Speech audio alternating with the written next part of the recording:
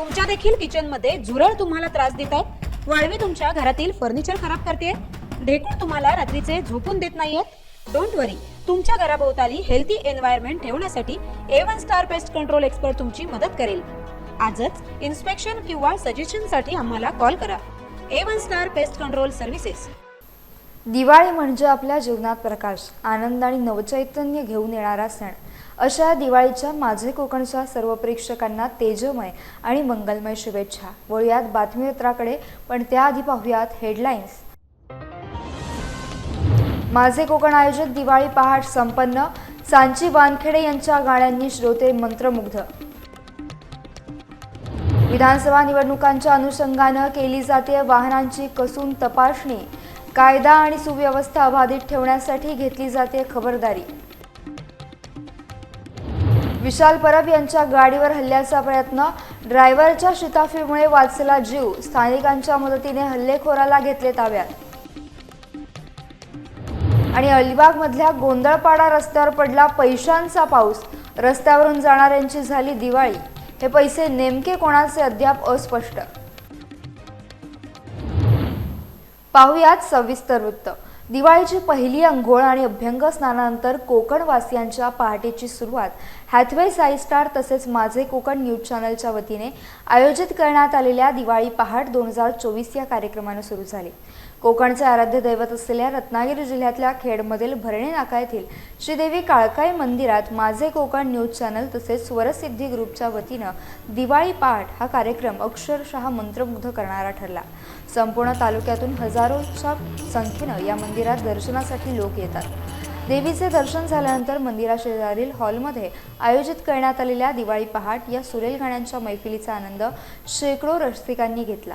या कार्यक्रमात सांची सचिन वानखेडे यांनी सर्व प्रेक्षकांना दिवाळी पहाटेची तसेच भक्तिमय गाणी गाऊन सर्व श्रोत्यांना मंत्रमुग्ध करून टाकले। उपस्थित हजारो भक्तगणांनी यावेळी दिवाळी पहाटचा आनंद लुटला।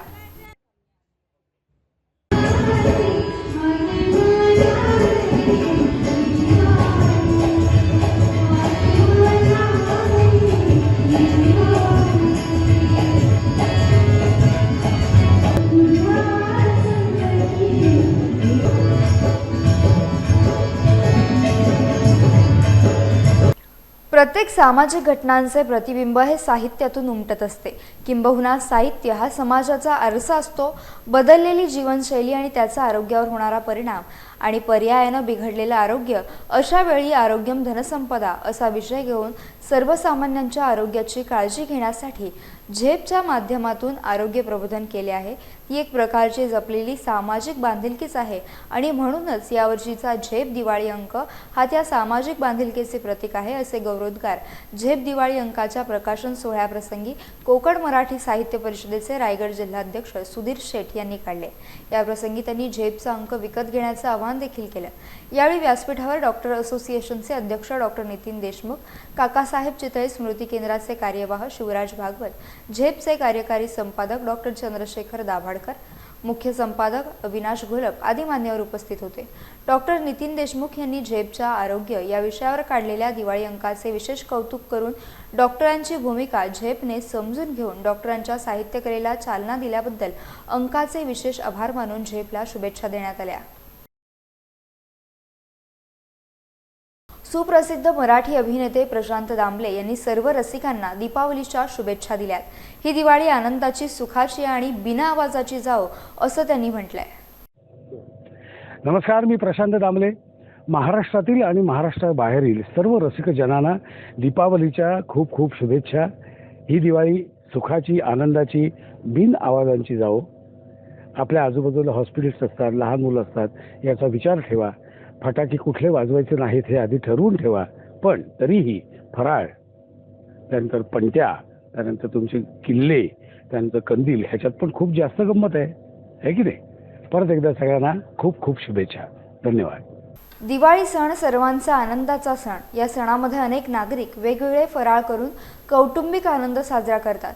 मात्र गोरगरीब जनतेला हाच फराळ मिळावा यासाठी प्रसिद्ध उद्योगपती प्रीत बाबेल यांनी पुढाकार घेऊन रायगडमधील श्रीवर्धन तालुक्यातील हजारो आदिवासी बांधवांना बाबेल यांनी आकर्षक भेटवस्तू आणि दिवाळीचा फराळ वाटप करून या नागरिकांसाठी एक मदतीचा हात पुढे केलाय।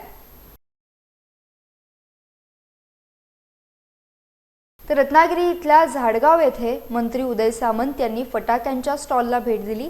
यावेळी त्यांनी स्वतः रॉकेट लावून दिवाळीच्या शुभेच्छा दिल्या। यावेळी उपस्थित नागरिकांनी त्यांना फटाक्यांची माळ भेट देत 23 नोव्हेंबरला होणाऱ्या विधानसभा निवडणुकीत त्यांना विजयी रॅलीत ही फटाक्यांची माळ लावण्याची इच्छा व्यक्त केली। यावेळी नागरिकांमध्ये मोठा उत्साह पाहायला मिळाला। आगामी विधानसभा निवडणुकीच्या पार्श्वभूमीवर वाहनांची पोलिसांकडून कसून तपासणी करण्यात येते। रत्नागिरी जिल्ह्यात ठिकठिकाणी स्थिर सर्वेक्षण पथकांकडून ही वाहनांची तपासणी करण्यात येते। त्याच पार्श्वभूमीवर उक्षी चेकपोस्ट येथे वाहनांची कसून तपासणी केली जात आहे। ही तपासणी दिवस रात्र सुरू आहे। जिल्ह्यात अनेक ठिकाणी अवैध रोकड, दारू, शस्त्रसाठा त्याचबरोबर जुगाराचे साहित्य जप्त करण्यात आले। त्यामुळे सर्व यंत्रणा सतर्क झाली आणि प्रत्येक वाहनांची तपासणी करण्यात येत आहे। उक्षी चेकपोस्ट येथे 4 चाकी वाहने, टेम्पो, ट्रक, रिक्षा तसेच अन्य संशयास्पद वाहनांची कसून तपासणी करण्यात येत आहे आणि या तपासणीचे व्हिडिओ शूटिंग सुद्धा करण्यात येते। या ठिकाणी सुबोध सावंत आणि police constable Mandar Kolambekar, Ashok Gholve, cameraman Sahil Ghanekar आपले कर्तव्य बजावत आहेत। विधानसभा निवडणुकांच्या अनुषंगाने आचारसंहिता लागू करण्यात आली आहे। ही निवडणूक निर्भय, शांततेत आणि न्याय वातावरणात पार पाडावी यासाठी रेल्वेतून होणारी अवैध दारू, शस्त्र, रोख रक्कम, अंमली पदार्थ आणि इतर वाहतूक यावर प्रभावी कारवाई होणे आवश्यक आहे। त्यासाठी सिंधुदुर्गमधील कुडाळ पोलीस प्रशासनाकडून कुडाळ रेल्वे स्थानकात येणाऱ्या गाड्यांची तपासणी करण्यात आली।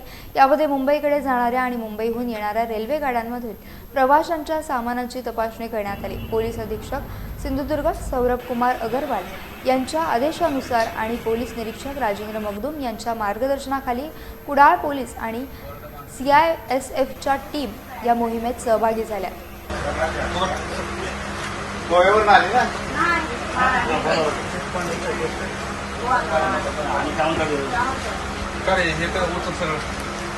यासह बातमीपत्रात वेळ झाली एका छोट्याशा विश्रांतीची। तुम्ही कुठेही जाऊ नका, पाहत राहा फक्त माझे कोकण। खुश खबर, खुश खबर, खुश खबर।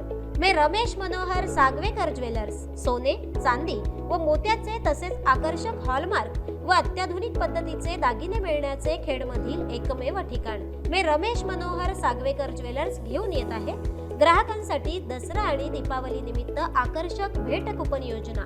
7 सप्टेंबर ते 10 नोव्हेंबर 2024 या कालावधीत ग्राहकांना मिळणार 25,000 रुपयांच्या सोने व चांदी रोख खरेदीवर आकर्षक भेट कुपन। प्रथम विजेत्यास 2 व्हीलर तर वॉशिंग मशीन, AC सह इतर 101 भेट वस्तूंची लयलूट खास दसरा आणि दीपावली निमित्त। मग वाट कसली पाहताय? आजच आपल्या ज्वेलर्सला भेट द्या।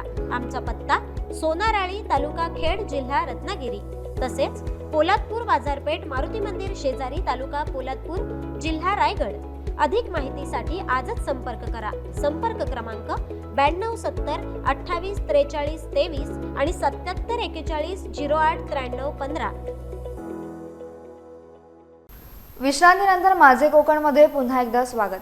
मळेवाड येथील नरकासूर स्पर्धा आटपून सावंतवाडीत घरी परतत असताना सावंतवाडी मळगाव रेल्वे स्टेशनजवळ विधानसभा उमेदवार विशाल परब यांच्या गाडीवर बांबूने हल्ला करण्याचा प्रयत्न करणारा हल्लेखोर याला शिताफीनं ताब्यात घेण्यात आलंय। ड्रायव्हरने चपळाईने गाडी बाजूला घेतल्याने विशाल परब यांचा जीव वाचलाय। हल्ल्याचा प्रयत्न फसल्यानंतर या हल्लेखोरानं वाऱ्याच्या वेगानं धावत जवळच्या जंगलात पळून जाण्याचा प्रयत्न केला, मात्र त्याच वेळी पाठलाग करून हल्लेखोराला बाजूच्या झाडीतून ताब्यात घेण्यात आलंय।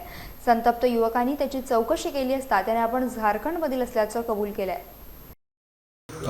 सर्वप्रथम दीपावलीच्या अगोदर एक दिवस आम्ही संपूर्ण मतदारसंघामध्ये दीपावलीनिमित्त नरकासूर स्पर्धा वगैरे कार्यक्रम चालू होते। अनेक ठिकाणी कार्यक्रम चालू असल्यामुळे भेटीगाठी चालू होते आणि बांदा आणि मळेवाड या ठिकाणी आमची भेटीगाठी झाल्यानंतर मळेवाडच्या दिशेने सावंतवाडीच्या दिशेने येत होतो। सावंतवाडी रेल्वे स्टेशनच्या इथे काही जणांचा त्याच्यापैकी एक व्यक्ती आम्हाला भेटलेला आहे आणि तो त्या ठिकाणी हल्ला करण्याचा प्रयत्न झाला। हल्ला जो करण्याचा प्रयत्न झाला रात्री 12:30 वाजता 1 वाजताच्या दरम्यान झाला आहे। आम्ही स्थानिक पोलीस प्रशासनाकडे या व्यक्तीला पकडून आमच्या तिथल्या त्या निरवडे गावातील मुलं, त्या माझ्यासोबत असणारी मुलं यांनी एकत्रित त्यांना केल्यानंतर पकडल्यानंतर संपूर्ण पोलीस खात्याला आम्ही ही माहिती पोचवली। 112च्या वतीने पोलीस आले आणि पोलिसांनी त्यांना ताब्यात घेतलं। पुढची चौकशी पोलीस खातं करत आहे मला असं एवढंच म्हणायचं आहे की माझे सर्व पदाधिकारी कार्यकर्ते आणि सिंधुदुर्ग जिल्ह्यातील म्हणा किंवा सावंतवाडी मतदारसंघातील सर्व मंडळींना मी एवढंच सांगतो आहे की अशा प्रकारचा हल्ला हा मी स्वतः त्याचा निषेध करतो आहे आणि हल्ला करण्याचा प्रयत्न किती जरी झाले तरी आज मी तुम्हाला एवढंच सांगतो की माझ्यासारखा एक युवक हा एक नेतृत्व करतो आहे. या नेतृत्वाला सर्वांचा आशीर्वाद आहे. पोलीस खात्यावर मला प्रचंड एक विश्वास आहे आणि पोलीस नक्कीच या संपूर्ण चौकशीची करून माहिती देतील लवकरच. लोकसभा निवडणुकांच्या पूर्वी रायगडमधल्या अंबेत मोहल्ला येथील मौलाना आझाद अल्पसंख्याक आर्थिक विकास महामंडळाचे अध्यक्ष मुश्ताक अंतुले आणि अनेक अल्पसंख्याकांनी राष्ट्रवादी पक्षात जाहीर पक्षप्रवेश केला. यावेळी महायुतीच्या उमेदवार असलेल्या अदिती तटकर यांचा विजय निश्चित असल्याचा विश्वास देखील त्यांनी व्यक्त केला. तो मैंने कहा कि ठीक है, मैं अपने फैमिली मेम्बर से और मेरे दोस्तों से मैं बात करूंगा और फिर आपको जवाब दूंगा. फिर मैं इधर आया, मैं मसला में आया, मुरुड में आया, सियोजन में आया, अम्बेद में भी आया था. हम लोग लोड भाई के घर में 10-15 लोग बैठे थे.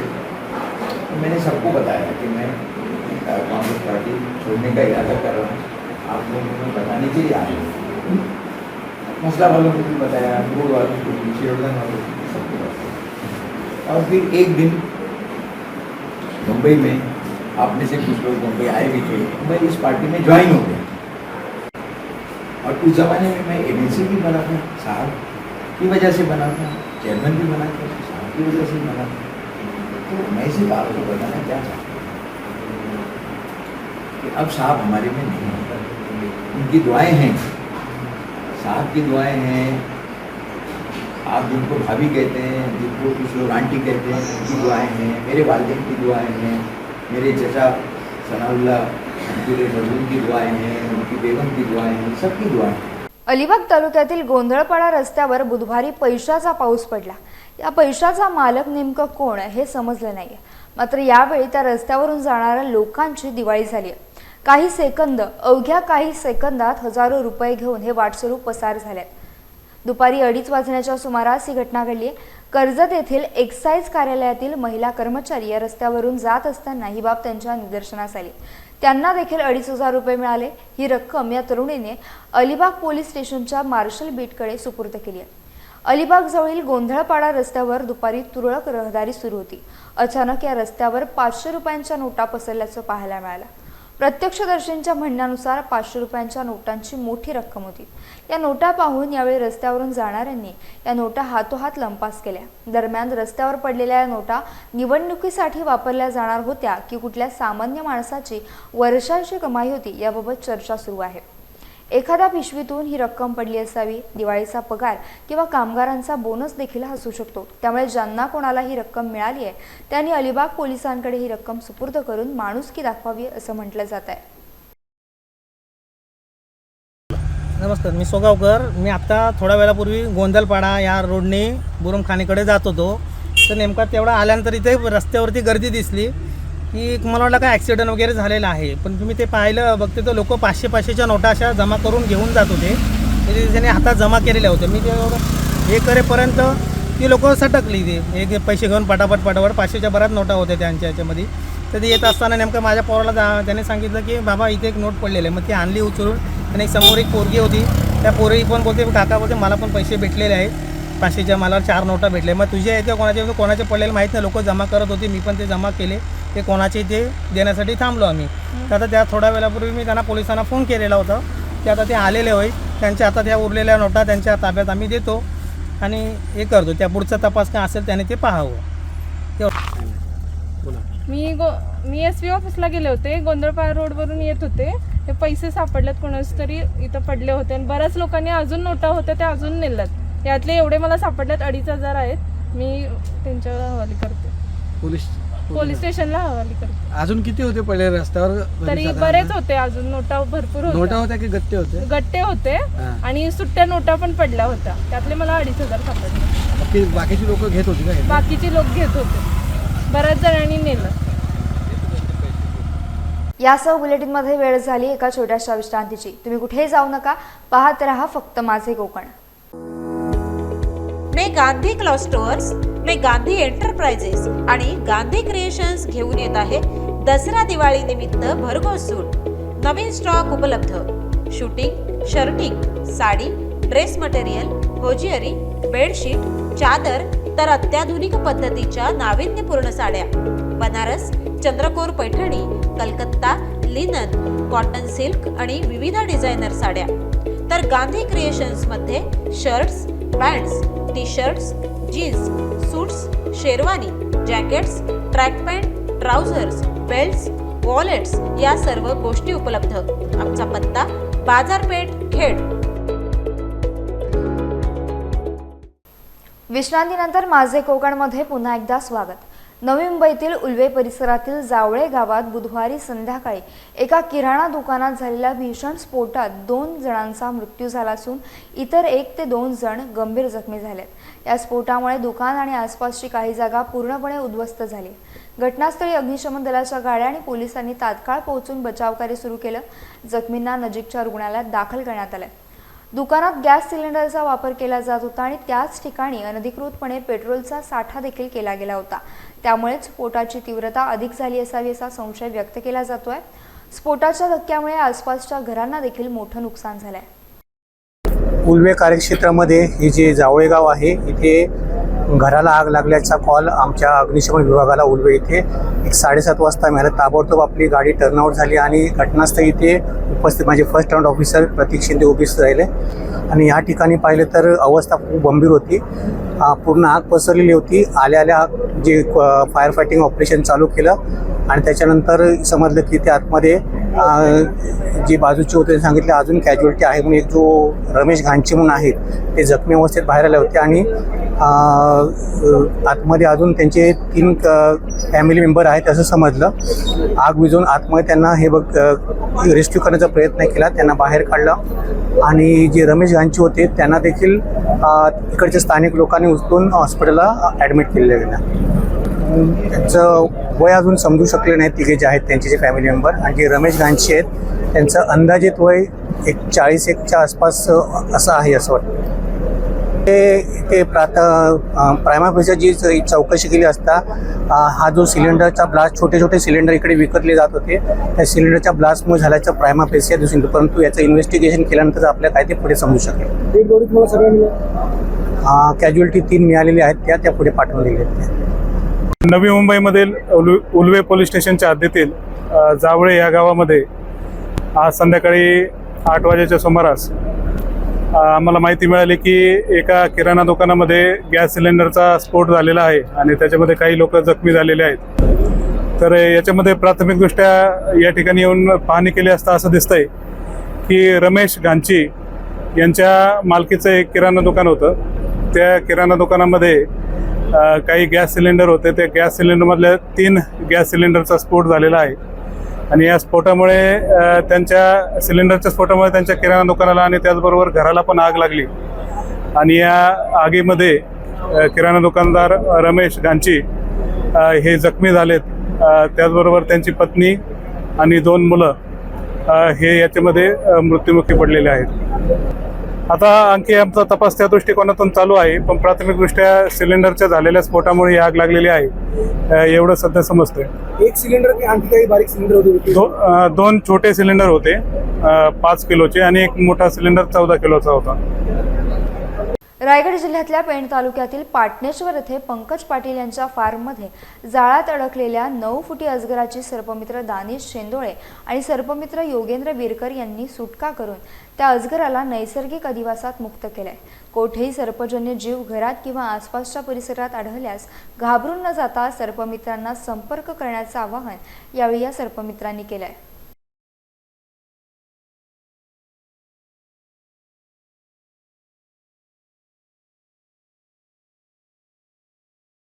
यासह बुलेटिनमध्ये वेळ झाली इथेच थांबण्याची. भेटूयात नवीन बुलेटिनसह. तोपर्यंत तुम्ही कुठेही जाऊ नका. पाहत रहा फक्त माझे कोकण.